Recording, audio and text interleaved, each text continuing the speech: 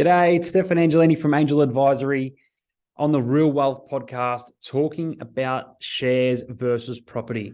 I love property. I love shares. I'm just going to break it down to help you figure out what are the key characteristics of each of them as an investment. And then you can go off and relate to determine what's the best for your situation.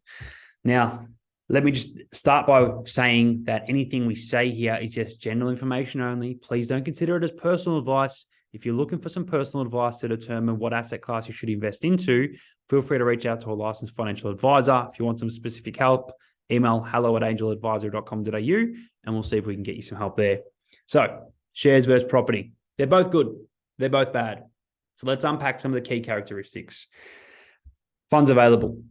How much money do you have to invest?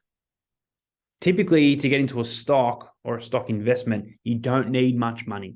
You can start with a very small amount and you get charged a small percentage as brokerage to be able to get into that investment.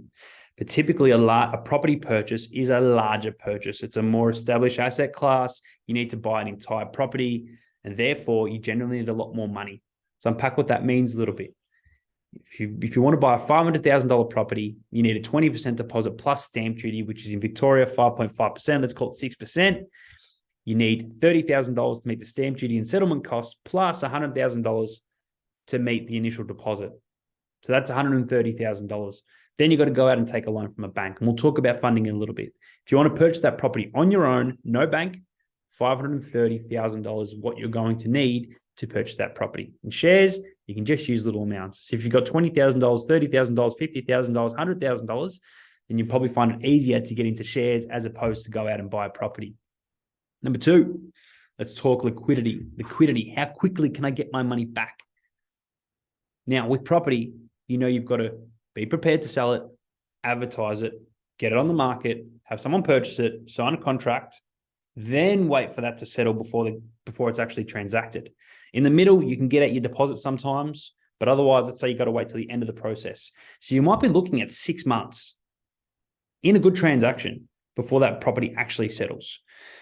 Sometimes you can go as low as 3 months, but very, very rare. But let's look at stocks, shares.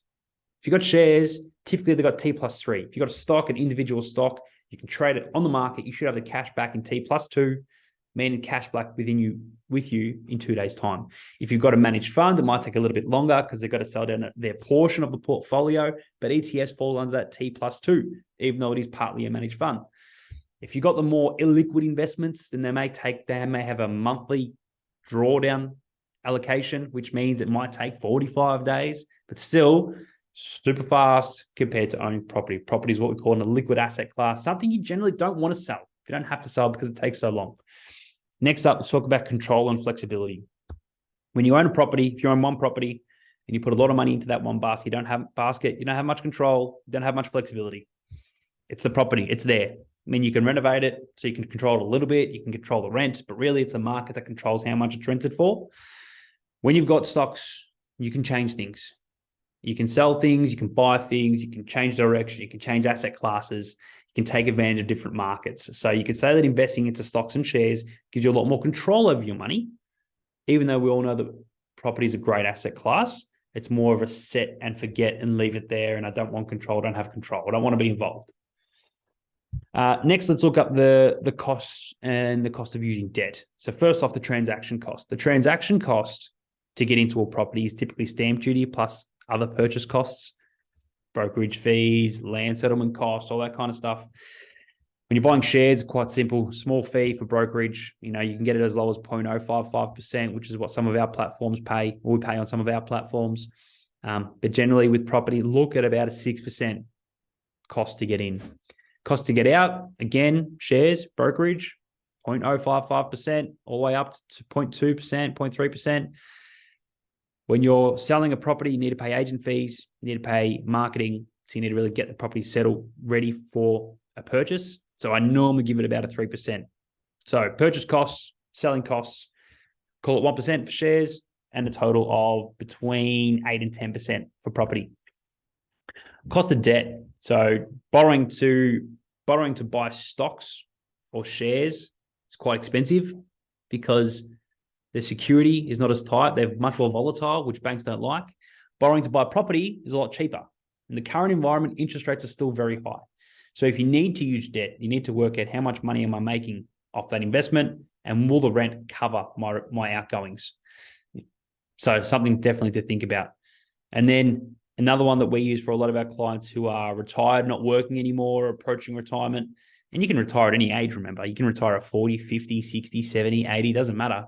But what's my income that I need from that investment?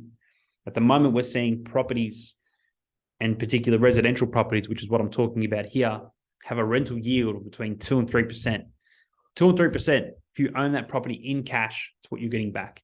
You might find that shares have a higher dividend yield, especially if you've got the larger cap stocks, anywhere between a 4 and 5%. They've got this handy thing as well called a franking credit. So these companies pay tax at their rate of 30%. You get that tax back depending on what your marginal tax rate is. So if your marginal tax rate is 0, you get all the tax back, which is super handy. So they're the main things to consider when considering purchasing shares versus property. Again, everyone loves different things. I've got both. I love both. Being Italian, I didn't have a choice. I need to love property. And I do love property because it's a great asset class from a long term, has a great history in Australia as well. So I hope you have fun unpacking that for your situation, and hopefully you've learned something as well. Thanks.